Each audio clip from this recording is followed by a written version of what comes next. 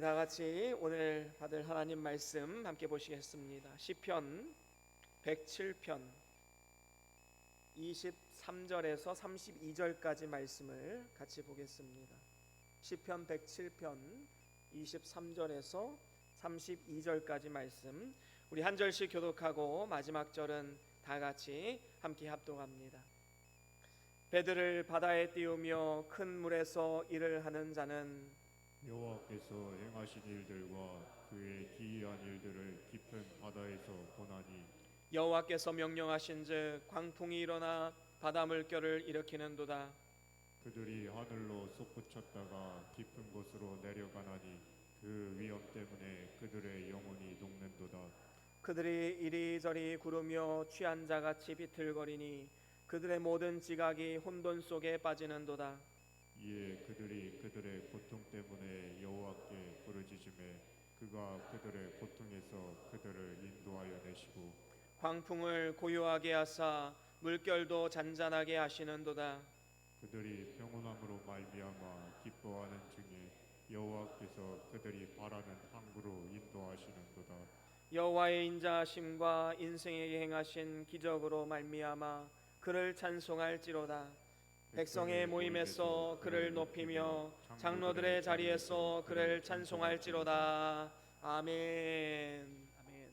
우리 다 같이 말씀 들고 함께 선포합니다. 시작. 주의 말씀은 내 발의 등이요 내 길의 빛이 되십니다. 주여 말씀하옵소서. 주의 종이 듣겠나이다. 아멘. 아멘. 예, 오늘은 시편 107편 23절에서 32절 말씀으로 인생의 항해와 광풍이란 제목으로 말씀을 나눠보기 원합니다. 오늘 말씀에 보면 우리의 인생을 바다에서 배가 항해하는 것에 비유를 하고 있습니다. 우리가 살아가는 이 세상은 안정이 없고 풍랑이 심한 바다 같은 것이지요. 그리고 우리 육신은 영혼이 타고 있는 배와도 같습니다.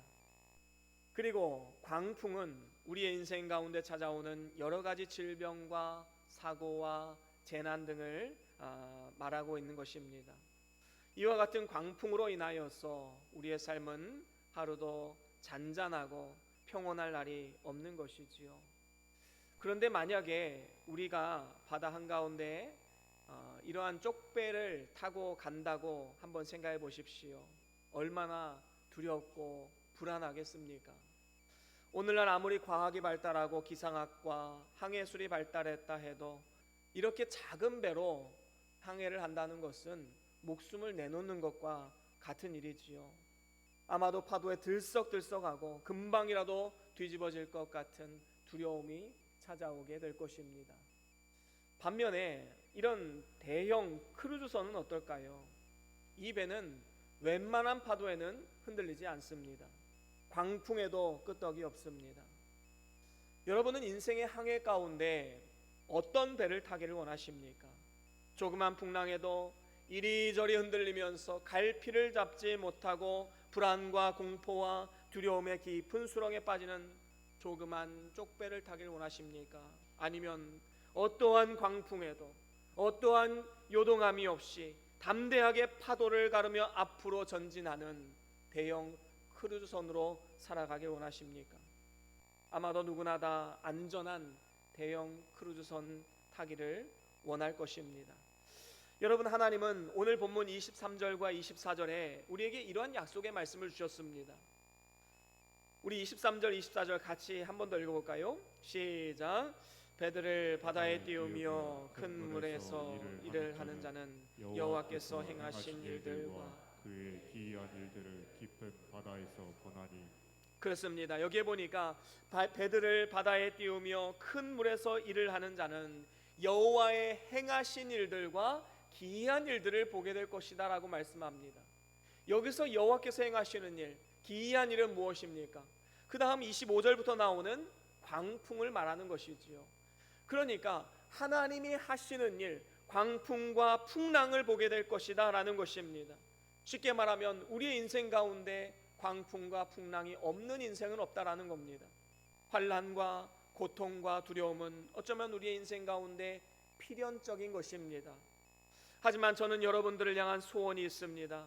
그것은 아무리 큰 광풍이 있는 이 세상에 살면서도 우리의 마음 가운데 하나님 주시는 능력으로 말미암아 끄떡함 없이 담대하게 인생의 항해를 이어가며 결국에는 우리의 인생의 항해를 성공적으로 마치는 것, 바로 그것이 여러분들 향한 소원입니다. 그렇다면 이를 위해서 우리가 어떻게 해야 되겠습니까? 오늘 본문 말씀을 통해서 세 가지로 함께 말씀을 나눠보기로 합니다. 우리가 진정으로 인생의 항해를 성공적으로 마치려면 첫 번째로는 오직 하나님만 의지해야 합니다. 오늘 본문 25절에서 27절까지 보면 이렇게 말씀을 합니다. 여호와께서 명하신즉 광풍이 일어나 바다 물결을 일으키는데 그들이 하늘로 솟구쳤다가 또 깊은 바다로 빠지는 이런 일을 경험합니다. 그리고 그 위험 때문에 그들의 영혼이 녹는다고 말씀합니다. 그들이 이리저리 비틀거리면서 마치 취한 자같이 비틀거린다 말씀합니다. 그리고 그들의 모든 지각이 혼돈 속에 빠지게 된다라고 말씀하고 있지요. 여러분, 근데 놀라운 것은 이 광풍을 누가 주셨다고 말씀했습니까? 여호와께서 명하시니라고 말씀합니다. 우리의 모든 생사화복과 흥망성쇠를 하나님께서 주관하시고 친히 인도하시는 것입니다. 그러면 하나님이 주신 데는 다 이유가 있지 않겠습니까? 여러분, 하나님께서 우리 인생 가운데 광풍을 일으키는 이유가 뭐라고 생각하십니까? 바로 하나님만 의지하게 하기 위해서이다라고 성경은 말씀합니다. 디모데후서 1장 9절 말씀 우리 같이 한번 읽어볼까요? 고린도후서 1장 9절입니다. 고린도후서 1장 9절 말씀 우리 같이 한 목소리로 함께 읽어봅니다. 시작. 우리는 우리 자신이 사형 선고를 받은 줄 알았으니 이는 우리로 자기를 의지하지 말고 오직 죽은 자를 다시 살리시는 하나님만 의지하게 하심이라. 아멘. 그렇습니다. 지금 사도 바울은 인생의 큰 광풍으로 인하여 살 소망까지 끊어진 상태가 되었습니다. 마음의 사형 선고를 받은 것과 같은 그 고통과 그 아픔이 짓누르고 있습니다. 그리고 그가 내린 결론은 무엇입니까? 이러한 환난과 고통이 찾아오게 된 것은 우리로 하여금 자기를 의지하지 말고 죽은 자 가운데서 다시 살리시는 하나님만 의지하게 하기 위함이다라고 말씀하고 있는 것입니다. 여러분, 신이 어디 있냐라고 말하는 무신론자들도 인생의 광풍이 몰아치고 어려움이 닥쳐오면 신이시여 왜 나에게 이런 어려움을 주십니까? 라고 신을 찾게 된다고 합니다. 중요한 것은 바른 신을 찾아야 되는 것이지요. 진정으로 하나님의 택한 백성이라면 인생의 광풍이 찾아올 때 반드시 하나님을 찾게 되어 있습니다. 그래서 우리들은 인생의 광풍을 만나게 될 때 두려워하지 말고 불안해하지도 말고 그 광풍까지도 다스리시는 하나님을 의지하고 힘있게 앞으로 전진해 나아가야 될 줄로 믿습니다. 그렇습니다. 하나님이 주시는 환난과 시험은 우리의 믿음을 더욱더 단단하게 만들어줍니다. 하나님은 우리에게 시련과 고통을 주지 않으시겠다 약속하지 않으셨습니다. 우리에게 필연적으로 환난과 고통은 있을 것이지만 그 가운데 내가 너와 함께 하겠다, 내가 너를 돕겠다라고 약속해 주신 것이지요. 그리고 이를 통해서 예수 그리스도께서 나타나실 때에 칭찬과 영광과 존귀를 얻게 하시겠다 약속하셨습니다. 우리는 환난을 경험함으로써 하나님의 위로와 능력을 경험하게 됩니다. 그리고 그 광풍으로 인하여 배는 평온할 때보다 더 빨리 앞으로 전진하게 되는 것이지요. 그래서 환난은 인내를, 인내는 연단을, 연단은 소망을 낳는다 말씀하셨습니다. 그래서 우리는 인생의 광풍을 만난다 할지라도 끝까지 인내하며 소망 가운데 믿음으로 하나님을 의지하고 나아가야 합니다. 여러분, 동방의 의인이라 칭했던 욥이라는 사람이 있지요. 그 많던 재산을 다 잃어버리고 자식들도 다 잃어버리고 아내마저 그의 곁을 떠나면서 자신은 병까지 얻었습니다. 인생에 큰 광풍이 몰아치게 된 것이지요. 그래서 인생의 배가 흔들리다 못해 아예 전복될 위험에 처하게 된 것입니다. 여러분, 이것을 무엇을 가르쳐 줍니까? 하나님 앞에 예수를 믿어 의인된 우리에게도 이러한 광풍이 몰아칠 때가 분명히 있다라는 것이지요. 그럴 때에 아니, 내가 이렇게 열심히 신앙생활 잘하고 있는데 왜 나에게 이런 고난이 올까? 이런 의문을 가질 수도 있을 것입니다. 특별히 꿈과 소망을 가지고 믿음으로 힘차게 나아가려고 할 때 광풍이 찾아오게 되면 그 꿈과 비전이 다 무너지고 흔들려 버리게 됩니다. 절망하게 됩니다. 하지만 그리스도인에게 다가오는 모든 광풍은 연단의 과정인 것입니다. 그 광풍을 잘 통과하고 나면 놀라운 영적 성장이 찾아오게 되고 하나님이 예비하신 모든 축복과 은혜를 받아 누릴 수 있게 되는 것입니다. 우리가 잘 아는 순전한 기독교라는 베스트셀러 책을 지은 C.S. 루이스라는 교수님이 있습니다. 하루는 그가 가르치는 학생들에게 이런 질문을 받았다고 합니다. 왜 세상에 고난이 이렇게 많습니까? 과연 하나님은 살아계신 게 맞습니까? 그러자 루이스 교수님이 이렇게 대답을 했다고 합니다. 그렇지 않아도 교만한 인간들에게 환난이 없다면, 고난이 없다면 얼마나 더 교만해지겠는가? 여러분, 생각해 보면 우리의 삶 가운데 광풍이 없다고 생각해 봅시다. 우리는 얼마나 기고만장하겠습니까? 얼마나 아나무인으로 살겠습니까? 교회에 나오면서 하나님의 존재는 어렴풋이 인정하겠지요. 하지만 그 하나님을 나의 인생의 주인으로는 받아들이지 않는 모습이 얼마나 많이 있습니까? 그저 내 마음대로, 내 뜻대로, 내 생각대로 살아가던 우리의 인생 가운데 한 번 광풍이 확 몰아치고 완전히 속이 뒤집어지고 완전히 인생이 뒤집어지게 되면 이제는 하나님을 살피기 시작합니다. 우리의 인생을 돌아보고 혹시 내가 잘못한 것은 없는지 하나님 앞에 나의 삶을 돌아보게 되지요. 혹시 내가 하나님 앞에 교만하진 않았는가? 남을 쉽게 정죄하고 마음 아파하게 하진 않았는가? 불평하고 원망하지 않았는가? 그것을 회개하고 더욱더 겸손해지게 되는 것입니다. 그래서 광풍은 우리에게 어떤 면에서 보면 참으로 고마운 것이다 라고 우리는 말할 수가 있는 것입니다. 그렇습니다. 고난의 광풍을 만날 때 우리의 고백은 무엇입니까? 하나님, 나는 아무것도 아닙니다. 하나님, 주님만이 나의 모든 것 되십니다. 주님만이 나의 모든 것을 알고 계십니다. 그 고백이 나올 수밖에 없지 않겠습니까? 인생의 광풍은 우리의 강팍한 자아를 다 깨뜨려 버립니다. 우리를 겸손하게 만듭니다. 그래서 오직 하나님만 의지할 수밖에 없게 만드는 것이지요. 그렇기 때문에 우리의 삶 가운데 광풍이 몰려온다라고 생각된다면 그 광풍만 바라볼 것이 아니라 그 광풍 안에서 역사하시는 하나님의 손길을 볼 수 있어야 합니다. 그리고 속히 하나님께 나와 하나님을 의지하고 믿음으로 나아가야 되는 것이지요. 그런가 하면 우리의 인생 가운데 항해를 성공적으로 마치려면 두 번째로는 고통과 근심 중에 하나님께 부르짖어야 합니다. 우리에게 다가오는 고난의 광풍은 하나님을 찾으라는 신호입니다. 그래서 우리는 고난의 풍랑 앞에서 하나님께 부르짖고 또 부르짖어야 합니다. 오늘 본문 28절 29절에도 보면 이렇게 말씀을 하지요. 우리 한 번 더 같이 읽어볼까요? 28절과 29절 말씀입니다.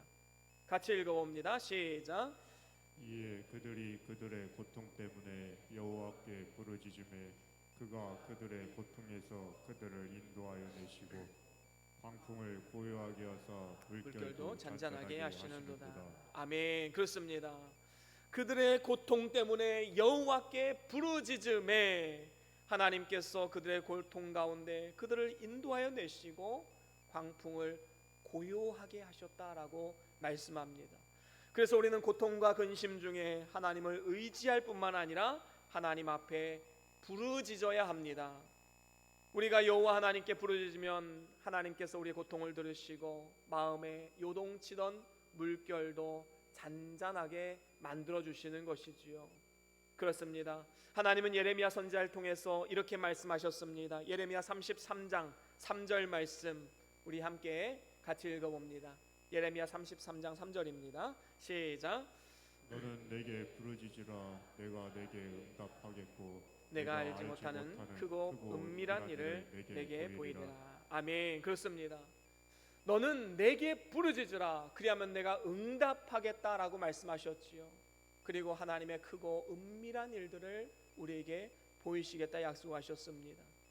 제자들이 예수님과 함께 배를 타고 바다를 건널 때에 큰 파도가 일게 되었지요.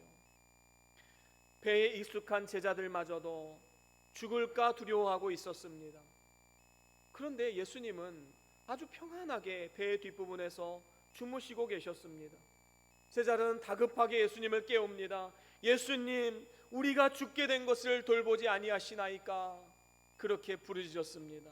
그러자 예수님은 제자들에게 믿음이 적은 자들아 라고 말씀하시면서 바람과 바다를 꾸짖으시고 잔잔하게 만드셨지요. 그렇기 때문에 우리는 삶 가운데 여러 가지 광풍을 만날 때 그 현상을 보는 것이 아니라 그 뒤에서 역사하고 계시는 하나님을 보고 예수 그리스도를 바라보며 부르짖어야 하는 것입니다. 특별히 우리가 하나님께 부르짖을 때에는 물론 당면한 현실적인 어떤 문제를 놓고 기도해야 마땅합니다. 부르짖어야 합니다. 하지만 그에 앞서서 선행되어져야 되는 것이 있지요. 그것은 바로 하나님을 찾고 부르짖는 데 있어서 회개해야 된다라는 것입니다. 여러분, 광풍 속에서 사람이 할 수 있는 일은 자신의 죄와 허물을 바라보면서 하나님 앞에 먼저 회개하며 부르짖는 것입니다. 이렇게 부르짖어 기도할 때에 하나님은 그 기도에 응답하시고 그의 삶을 친히 인도하시겠다 약속해 주셨습니다. 여러분, 하나님의 선지자였던 요나라는 사람이 있지요. 니느웨로 가서 회개를 선포하라는 하나님의 말씀에 불순종합니다. 제멋대로 그냥 다시스로 가는 배에 타게 됩니다. 그런데 그곳에서 광풍을 만나게 되었지요. 여러분, 만약에 배 한가운데서 이 광풍을 만나지 않고 다시스까지 무사히 도착하게 되었다면 어떤 일이 벌어졌을까요? 아마도 요나는 하나님을 떠나서 제 멋대로 제 생각대로 그렇게 살아가다가 생을 마감하고 말았을 것입니다.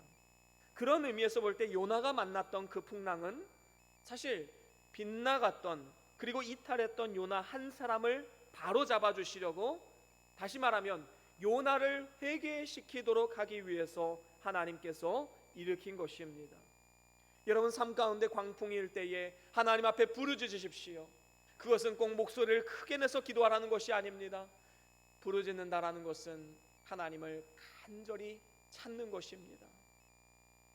간절한 마음으로 기도의 자리에 나오시고 하나님의 도움을 구하시고 자신의 삶을 돌아보고 회개하는 삶을 살아가십시오. 그러면 하나님은 삶의 광풍 가운데서도 은혜와 긍휼을 베푸시는 주님이신 줄로 믿습니다. 그런가 하면 마지막으로 세 번째로는 우리의 바라는 항구로 인도하실 것을 우리는 확신해야 합니다. 오늘 본문 30절에 보면 이렇게 말씀을 합니다. 그들이 평온함으로 말미암아 기뻐하는 중에 여호와께서 그들이 바라는 항구로 인도하시는도다 라고 말씀합니다. 여러분, 배는요 결국에는 항구에 도달하기 마련입니다.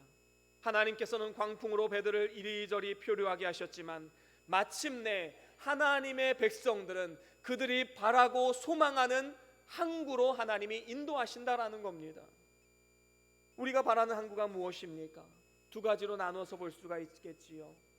한 가지는 하나님의 뜻을 따라 우리의 마음에 소원하는 것들입니다.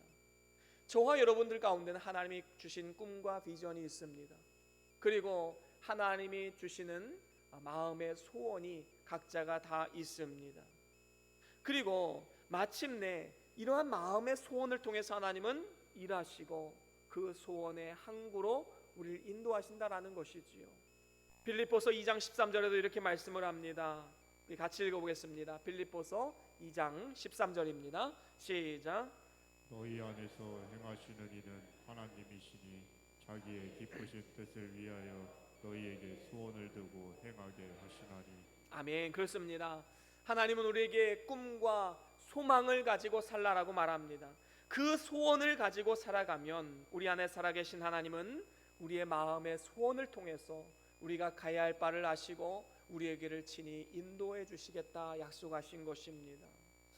어떤 사람이 13살 때에 축구공이 날아와서 눈을 맞아서 두 눈을 실명하게 되었다고 합니다. 그리고 얼마 후에 홀로 계신 어머니마저 돌아가시게 되었습니다. 이제 고아로 살아가게 된 것이지요. 삶은 절망 그 자체였습니다. 하지만 그 과정 가운데 예수님을 구주로 영접하게 되었고 이제는 한 줄기 빛이 마음 가운데 찾아오게 되었습니다. 그 역경 속에서도 꿈이라는 게 생기게 된 것이지요. 그래서 열심히 공부했습니다. 그래서 최초의 시각장애인 박사가 되었습니다. 그리고 그 이후에 미국의 백악관 국가장애위원회 정책 차관보를 지냈고 UN 세계장애위원회 부의장 겸 루즈벨트 재단 고문으로 약 7억 명에 가까운 세계 장애인을 위해서 복지 향상을 위해서 헌신했다고 합니다. 그리고 하나님의 사랑을 전했습니다. 그 사람이 누구입니까? 바로 여기 사진에 나오는 강영우 박사님입니다.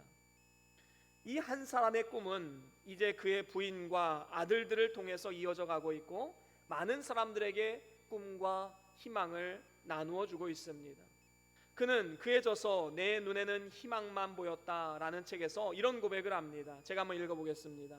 저에게 장애는 하나님이 베풀어 주신 축복이었습니다. 저를 보면 어두움인데 주님을 보니 빛이었습니다. 그래서 주님만 보았습니다.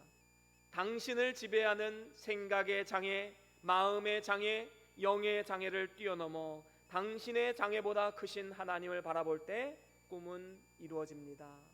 이러한 고백을 했습니다. 그렇습니다. 우리의 삶 가운데 풍랑이 찾아오고 광풍이 몰아칠 때 그 불안정한 환경에 집중하지 마시고 하나님의 뜻 안에서 꿈과 소원을 우리는 붙잡아야 합니다. 그러면 하나님은 그 소원을 통해서 역사하시고 결국에는 꿈이 현실이 되고 바라던 항구로 안전하게 이끌어 주실 것입니다. 그런가 하면 우리가 또 한 가지 우리가 바라는 항구가 있지요. 그것은 바로 영원한 하나님 나라 천국입니다. 우리가 바라는 항구가 무엇입니까? 풍랑이 없고 안전한 곳이지요. 고통과 슬픔과 아픔이 더 이상 없는 곳입니다. 그곳이 바로 영원한 천국인 것이지요. 그곳에서 주님과 천군 천사와 앞서간 모든 성도들을 만나서 영원토록 하나님께 감사하며 찬송하며 살아가게 될 것입니다. 여러분, 사도 바울은 자기 인생이 사는 것과 죽는 것 사이에 끼어 있다라고 고백을 합니다. 우리는 누구나 다 마찬가지이지요. 내일 일을 장담할 수 없는 것처럼 우리는 삶과 죽음 사이에 언제나 끼어 있습니다. 그래서 어디로 튈지 모르는 공처럼 우리의 인생은 그렇게 가고 있는 것이지요. 그런데 놀라운 것은 사도 바울은 이런 고백을 합니다. 이 두 사이에 내가 끼어 있지만 오히려 죽음으로 세상을 떠나서 그리스도와 함께 있는 것이 훨씬 더 좋은 일이다 라고 고백을 합니다. 왜냐하면 죽음으로 모든 고난과 고통이 끝이 나고 영혼은 즉시로 하늘나라로 올라가게 되고 육신도 무덤에서 잠자다가 주님께서 재림하실 때에 신령한 몸을 입고 부활하게 되기 때문입니다. 그렇기 때문에 성도가 죽는 것은 땅의 장막집을 벗어버리고 이제 영원한 하늘 본향으로 이사를 가는 것과 같습니다. 그리고 성도의 죽는 것을 여호와께서 귀중히 보신다라고 성경은 분명히 말씀합니다. 그래서 결국에 우리가 바라던 항구인 저 천국에 도착해서 우리가 하는 일이 무엇일까요? 오늘 본문 31절과 32절에 보면 이렇게 말씀을 합니다. 우리 같이 함께 읽어보겠습니다. 본문 31절 32절입니다. 시작. 여호와의 인자하심과 인생에게 행하신 기적으로 말미암아 그를 찬송할지로다. 백성의 모임에서 그를 높이며 장로들의 자리에서 그를 찬송할지로다. 아멘. 그렇습니다. 그의 인자하심과 그의 행하신 모든 이적으로 말미암아 찬송을 하나님 앞에 올려드립니다. 모든 백성이 하나님을 높여 찬양하게 되는 것이지요. 모든 고통과 근심과 걱정은 다 사라져버리게 되고 이제는 그 자리를 하나님을 향한 찬양과 감사로 채워가게 되는 것입니다. 이를 위해서 우리가 해야 될 일이 있습니다. 그것은 바로 믿음과 착한 양심으로 살아가는 것입니다. 디모데전서 1장 19절 말씀 우리 같이 한번 읽어볼까요? 디모데전서 1장 19절입니다. 같이 읽어봅니다. 시작. 믿음과 착한 양심을 가지라. 어떤 이는 이 양심을 버렸고 그 믿음에 관하여는 파선하였느니라. 아멘. 그렇습니다. 여러분, 믿음과 착한 양심을 버리면 우리가 인생의 항해에 있어서 그 배가 파선되고 마는 것입니다. 항해하는 데 있어서 가장 중요한 것은 방향을 알게 하는 나침반 아니겠습니까? 그래서 우리에게 필요한 것은, 그리고 우리가 바라는 것은 항구인데 그 항구를 가리키는 나침반, 그게 우리에게 꼭 필요한 것입니다. 그것이 바로 우리의 믿음과 착한 양심인 것이지요. 그리고 그것이 아주 상세하게 기록된 것이 바로 하나님 말씀 성경입니다. 그래서 우리는 성경 말씀을 나침반으로 삼고 믿음과 착한 양심을 따라 살아가야지만 인생의 모든 항해에서 파손하지 않고 바라고 원하는 목적지까지 안전하게 도착하게 되는 것입니다. 오늘도 우리는 하나님 말씀을 의지해서 하나님의 뜻 안에서 우리의 마음의 소원과 꿈과 비전을 품고 믿음으로 나아가야 될 줄로 믿습니다. 그리고 결국에 우리가 가야 할 곳, 가야 할 종착지, 천국으로 안전하게 도착하는 그날까지 우리는 믿음과 착한 양심을 따라 살아가야 될 줄로 믿습니다. 이제 말씀을 마무리합니다. 우리의 인생은 광풍이 몰아치는 풍랑이 있는 바다를 항해하는 배와도 같습니다. 우리가 진정으로 그 어떠한 풍랑에도 흔들림 없이 인생의 항해를 성공적으로 마치려면 세 가지를 말씀드렸지요. 먼저는 오직 하나님만을 의지해야 됩니다. 다른 그 무엇을 의지하는 것이 아니라 하나님만을 바라보고 하나님을 의지해야 합니다. 겸손하게 주를 바라봐야 되는 것이지요. 두 번째로는 고통과 근심 중에 하나님께 부르짖어야 합니다. 기도의 자리에 나오십시오. 하나님의 도우심을 구하고 하나님 앞에 자신을 돌아보며 회개하는 삶을 살아가야 될 줄로 믿습니다. 마지막 세 번째로는 우리가 바라는 항구로 인도하십니다. 여러분, 삶 가운데, 가정 가운데, 교회 가운데 꿈과 비전을 가지십시오. 그리고 더 나아가서 우리가 가야 할 영원한 항구, 천국을 바라보며 하루하루를 믿음과 선한 양심으로 살아가십시오. 저와 여러분들이 인생의 광풍 가운데서도 인생의 항해를 성공적으로 잘 마치셔서 우리가 진정으로 바라고 원하는 항구에 안전하게 도착해서 영원한 찬송과 감사 가운데 하나님과 함께 영원토록 영생의 기쁨을 누리는 우리 모두의 삶이 다 될 수 있기를 주의 이름으로 간절히 축원합니다.